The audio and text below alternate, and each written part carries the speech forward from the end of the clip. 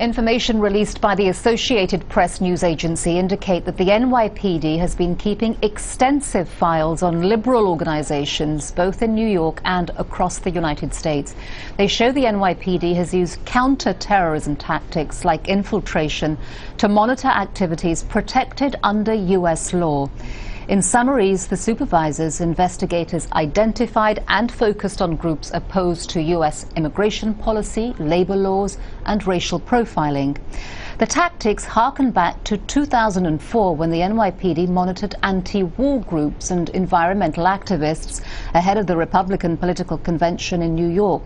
That sparked an ongoing civil rights lawsuit.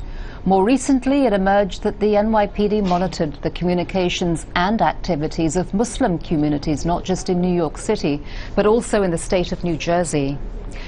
Al Jazeera reached out to the NYPD for comment. They said nothing in the latest AP propaganda is prohibited.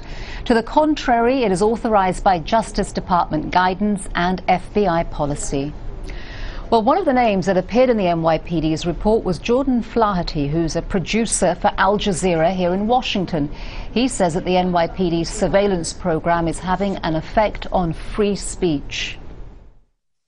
I'll often speak to people at demonstrations, and they'll say, I'm afraid to speak. I'm afraid because of my job. I'm afraid. And, you know, I've noticed over the years it becomes more and more common, not just in New York City, but around the country, that if you go to a protest, the police are there with cameras, and they're videotaping everyone there. I've seen police videotaping or taking photos of everyone's license plates, of all the cars of people that are parked near there. So you know, if you go to a demonstration today in the U.S., that you are being monitored, that they are in some way at least creating the groundwork for a file, if not actually creating a file on you. And that has an incredibly chilling effect. I think that even if you are not arresting people, you are limiting people's freedom of speech. If you tell people that if you go to a protest, especially one where you are being critical of the policies of your government, and you will be videotaped, you will have your license plate number noted, you will potentially have a file created on you, that is incredibly chilling.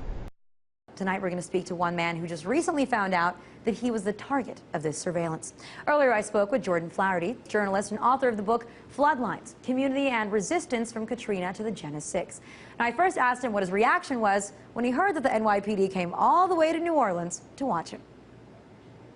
I think we're seeing police overreaching everywhere around the country, and we have to ask, when are we going to sort of connect these dots together and say that this has gone too far everywhere? Well, you know, one of the things that you write to, and I've seen you write about your experience here, is that in the grand scheme of things, if you think of what happens if you want to talk about the stop and frisk policies of the NYPD, your case is a bit of an anomaly. But do you feel like often cases like yours might get more attention than, you know, minority groups that really see the police tracking them? Absolutely. And, you know, there's no good old days when it comes to police. For communities of color, this is the way police have always been, especially if you look, you know, through the Jim Crow era and before. For African-American communities, police were never a source of safety. Just one last thing. Do you think that there's a way to fight this, or is there a way that it can be used, right? Because one of the things that we also saw with the Occupy movement is that often a large police presence led to violence, led to clashes, led to the excessive use of force by the police, but it also brought a lot of attention to the movement. It also got more people on the side of the movement.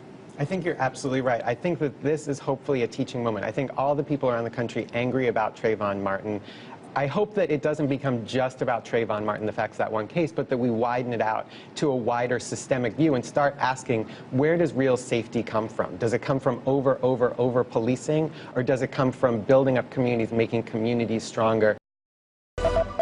Jordan Flaherty was singled out by the NYPD after an undercover officer traveled to New Orleans to attend a gathering of people opposing the North American Free Trade Agreement. Flaherty says the NYPD exaggerated his role and that he was simply introducing a film. He says the thought of the NYPD having a file on him simply because of his political beliefs is unsettling. Nobody was plotting violence. People were discussing ideas, and apparently that's threatening to the New York City Police Department.